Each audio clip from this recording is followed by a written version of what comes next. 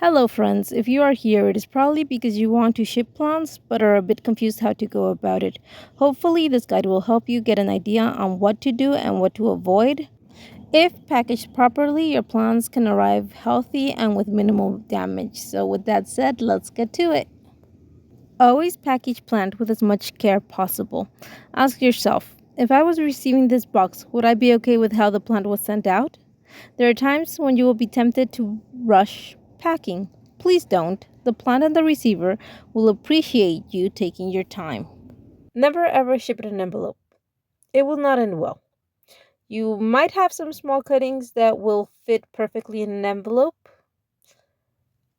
and you might be thinking to yourself, now, why am I going to pay $7 plus for shipping when I can easily send them out for $1 if I ship them in an envelope? Because the answer is simple. Your customers expect to receive live, healthy, viable plants. So avoid the temptation of saving yourself $5 and ship them in the box as they are supposed to be shipped. Another thing you never want to do is wrap your plants in plastic bags or plastic bubble melters. They will melt your leaves, they will rot your roots, and it's just going to be a goopy mess when it arrives at its destination. You can use bags as box filler or the bubble millers to protect the plants. But first, you have to make sure they are wrapped in tissue so that the plastic is not touching the leaves. If the plastic is directly on the leaves, it's going to make a goopy mess. With the heat of the box and everything, it's just going to make a very goopy mess. So do not wrap in plastic. Okay, now that we have covered the two things you want to avoid, let's go through our list of materials. You will need moss. You can get it at Home Depot, at Lowe's. I get this one at Amazon. You also need napkins. I use both the square and the rolled ones depending on what I'm packing. Fluff to protect your leaves. Tissue to wrap the plant in. A spray bottle so that you could soak up the napkins. Cling wrap. I use the cling and seal. Newspapers, both to wrap and to use as filler. And of course, your box. Scissors and tape. First, let's work with unrooted cuttings. When shipping out cuttings, make sure that when taking your cutting, it is done so correctly. If you see here, there are two little dots. You can see some little lines there. Those are nodes. You want to cut in between the nodes so that, like here, there's one node and I cut down there. That way, the plant will form roots and will form new leaves. If you cut it incorrectly, like too close to the node or on the node, it will not work. You can see this one too. This is a 2-node plant. I cut down there. I left some space to give it room to propagate in water or in leek or moss. This one is a 1-node. My camera is blurry, but you can see here kinda it doesn't want to focus. Okay, you can see here this one's a 1-node. It is cut closer, but if you propagate it in moss or in a small little thing with water, it would still work. I want to take a cutting. See, you can see there where there's growth coming up, so or where the new growth will come in. So this one would still work. Now let's look at one that will not grow. This one, despite having a long stem, you can see that I cut it right on the node, so there it has no room to grow. Basically, it's just a leaf and a stem. It is very unlikely for it to grow. Fresh cuttings that have 0 roots, you cut them one night before and you let them callus for a little bit, and then you put them in a little cup of water so they can hydrate. The following day, you can pack. So it's going to be spray a napkin. On this, no moss, just the napkin. Put the non-rooted cuttings in there.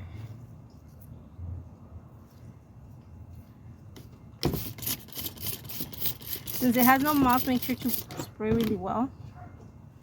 And wrap. And cling wrap.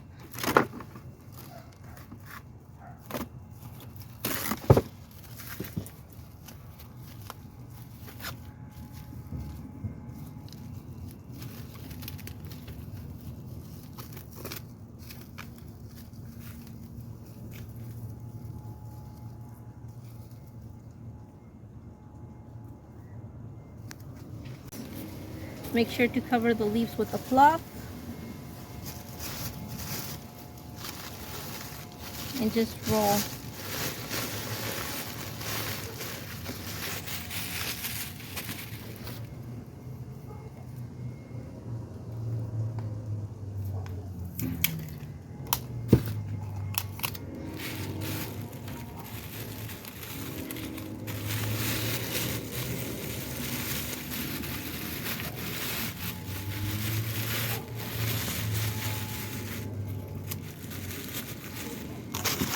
Put it in your box. And there you go. Now on top of the box, more crumpled up paper, recycled paper. I don't know, old school work, whatever you have on hand. Just use it as filler and help keep your plants secure. And then take your box and it's ready to go. The first thing when sending out partially rooted or fully rooted cuttings like this one, the first thing you have to do is prepare your moss, which this moss I put in here with a little bit of cinnamon and water and let it soak for 30 minutes, 20 minutes till the moss is fully soaked. So you just squeeze all the extra water out.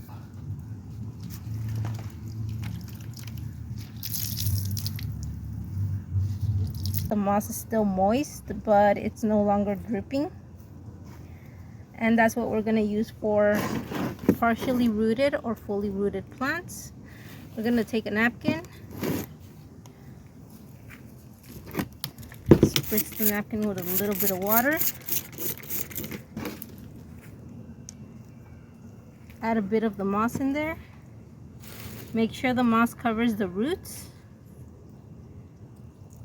and we wrap.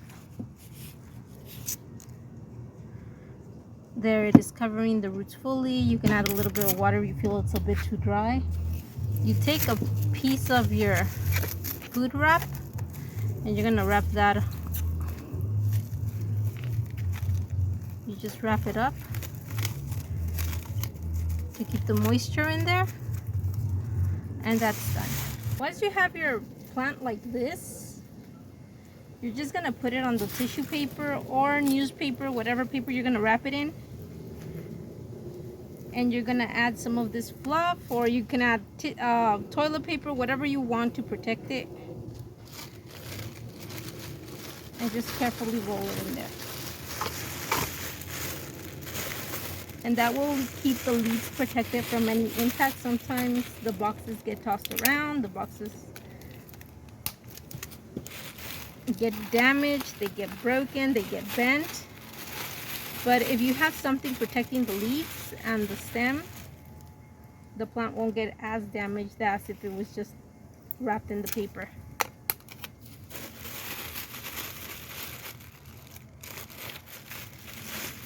See how fluffy it is? Now it's gonna, any impact it gets, it's just gonna be the fluff that gets it. The actual plant is inside protected. If you have one with more roots like this one, it's the same thing. You get a bigger napkin, spritz moss. Make sure to spread the moss around. A little bit of moss on top, and wrap.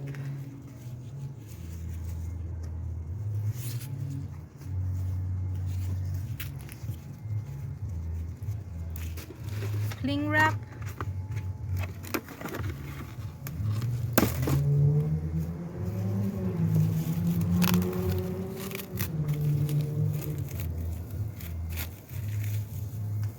And that one's done also.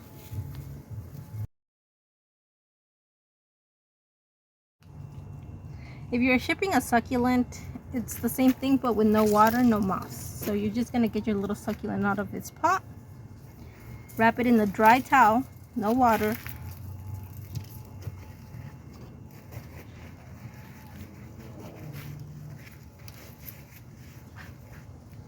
and that's it.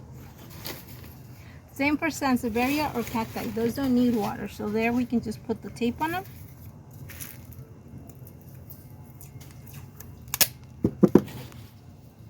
Tape it.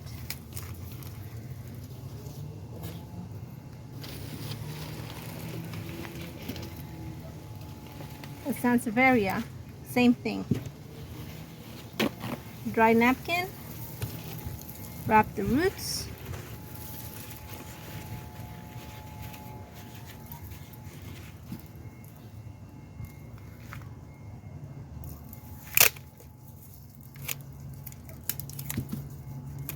And tape.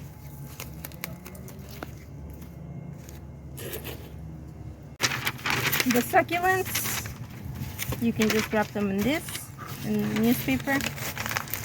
Just roll it, roll it, roll it, roll it, and that works for the succulents.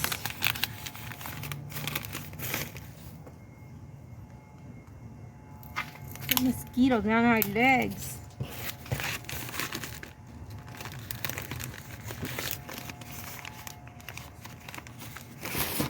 The sansevieria, same thing. Put it in the newspaper and just roll everything together.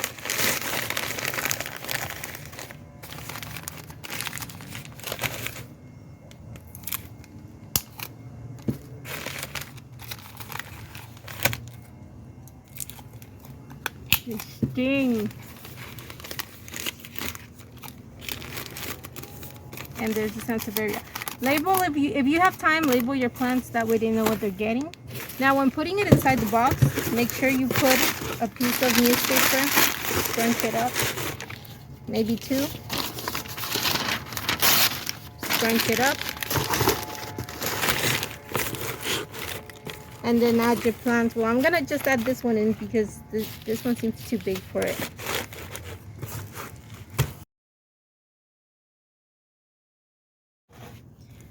When packing a potted plant, first you're gonna take your moss, put it around the plant,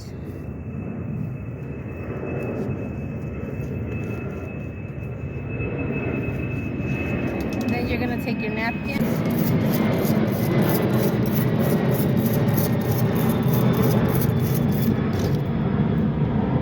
put that around the moss,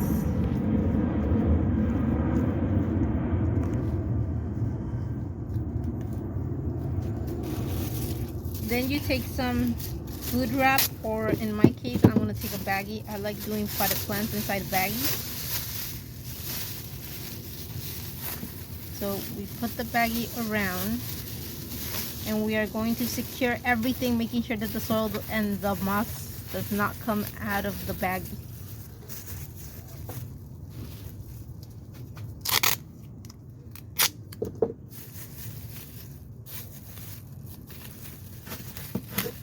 Secure everything with tape.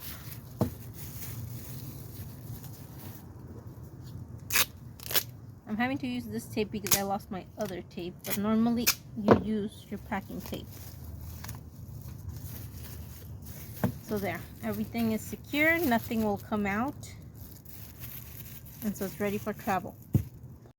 When packing a potted succulent, it's basically the same thing, but no moss, no water on the napkin. You're just gonna place it in there and work it around to help you keep the soil inside the pot. So you just go working around and then you tape the tops. At least this tape's a little easier to cut. Just tape the tops on both ends. Make sure that you don't accidentally get the plant when taping. You just want to tape the paper, and so there, nothing comes out. The rest of it, the other step is just the usual, same as before. Take your potted plant, put it in there, put in the fluff, and roll. Tape, and it's ready to go. For the succulent, put in your succulent. If it's long like this one that it might break, add fluff. If it's small and there's no risk of it breaking, you could skip the fluff. Wrap, and ready to go. There's also some 96 hours that lasts a little bit longer. So first we're going to open our heat pack, and you can see this line. That side's going to go up because that's where the heat comes from. At the back, you peel and you put it on your box, but you have to make sure you know where the bottom of your plant is going to be, because you don't want to put it, I don't want to put it right here, as that will burn the leaves. You want it to end up like down here or down here. So I'm going to put it here on the corner like that. And to make sure it's secure, although it has that glue, the sticky stuff at the bottom, I always add a bit of extra tape, because you don't want that coming loose and then knocking around in the box and knocking around on top of the plant. It is heavy, so if it gets loose and it moves around, it's not only going to burn your plant, there's also a chance that it will trample on it. So use some tape to secure it to the box.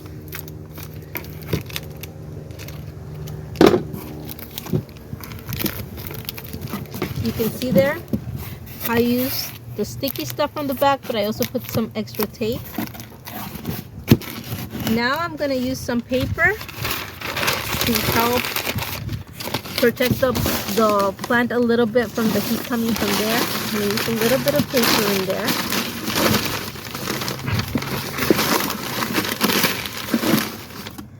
And I'm going to put my plant in. Again, the bottom towards the heat pack.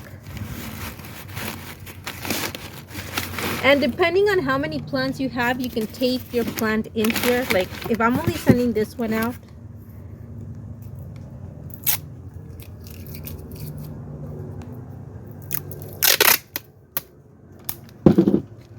I can tape it as so to keep it from moving.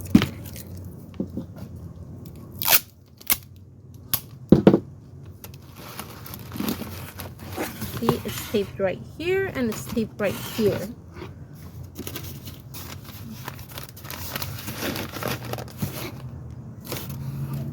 And then we get more paper, and again we do love. We just add more paper in.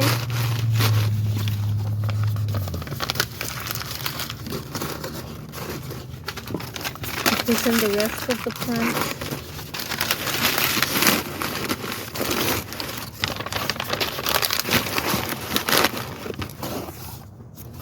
And secure your box, and it's ready to go. And the heat pack, they usually start warming up 5 minutes after opening, so usually by the time you're done with everything and you've sealed your box, maybe 10 minutes later you can feel the warmth coming down here. If you feel that it's not getting warm down here, that means maybe the heat pack is broken and it's not gonna heat up, so you should remove it. But yeah, this one does it's starting to feel warm here, so this one is working. If after, I don't know, 10-15 minutes you don't feel any warmth, it's probably old, it is not working, so you need to remove it and put a new one. This one was left over from last year, but I guess it still works because I can still feel the heat coming from right here on the side of the box. Bonus tips to lessen shipping costs. Visit USPS.com to order free priority shipping boxes. They are delivered to your home at no charge.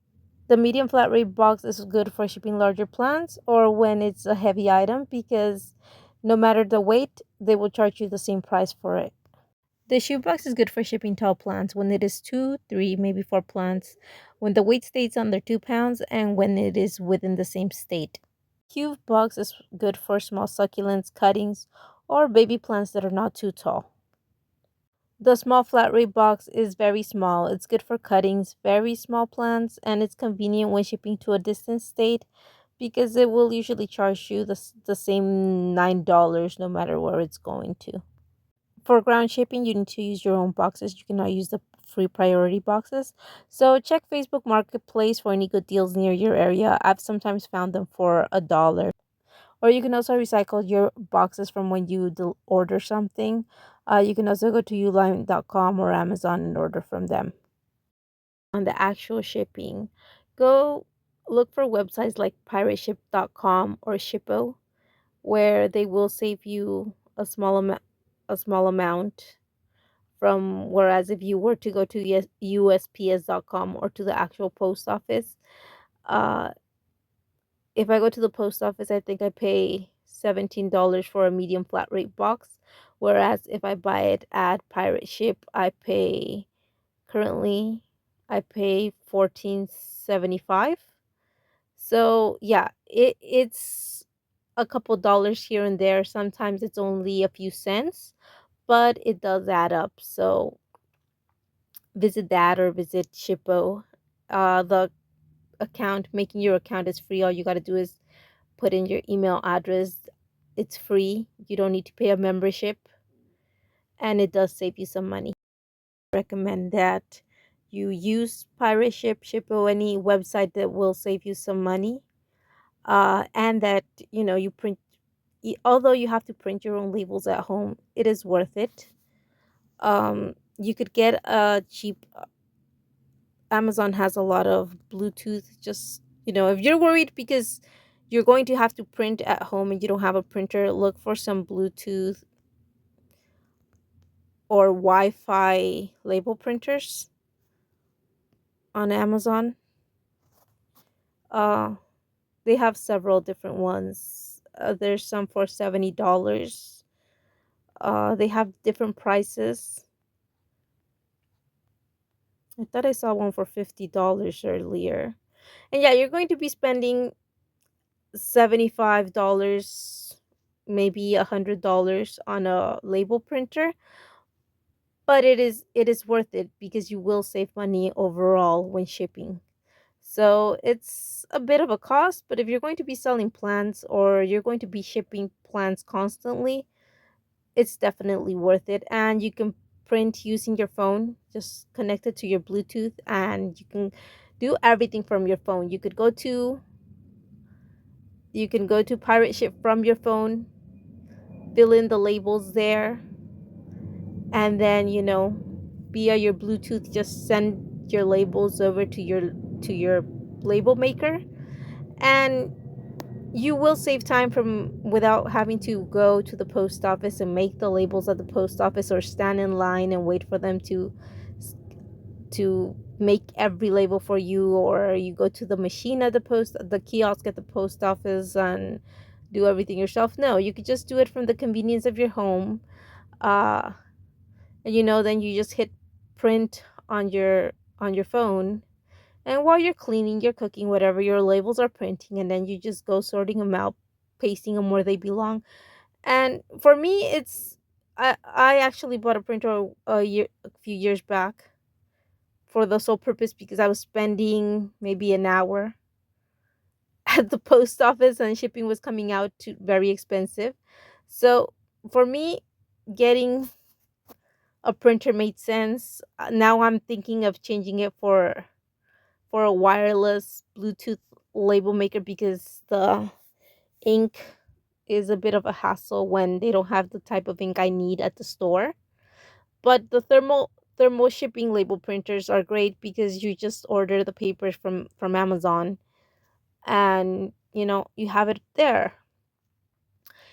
Or sometimes when I truly cannot find the ink that I need for my printer, I I'll make my labels through my phone, and I go to my account on the pirate ship website. I'll make my labels. I download the PDF file onto my phone, and then load my car up with everything, with the cart of boxes, and I drive myself to the library, and I go and print out my labels at the library. Like I said, it's way cheaper than and I waste less time than going to the post office. Even if I have to go print, the printing at the library takes me maybe 15 minutes. It doesn't even take 15 minutes, but let's suppose that there's somebody printing something at that moment and I have to wait for a printer. Let's say it takes me 15 minutes. And then I spend maybe 30 minutes at the post office taping all the labels to the boxes. But I am saving myself some money on the shipping, so it's worth it. So I just either do it from the printer at home. If I can't find the ink, I go and print them out at the library. But because it's a bit of a problem printing out at the library, because like I said, it's more trouble, I am thinking of getting a thermal printer so that I can just keep doing the labels at home without having to worry that the store ran out of the ink I need. Well, guys, we reached the end of the video. I hope you found it informative and helpful. If you're still feeling iffy about packing plants and mailing them out, I suggest you do a trial run in which you pack some plants and you seal up a box and you put it somewhere in your house. A week later, go open your box, unwrap your plants, and see how they are doing. See if your wrapping was okay. If it isn't, then you can go changing whatever you feel it needs to be changed. I just want to thank you for watching, and happy planting, happy growing, and hopefully happy shipping.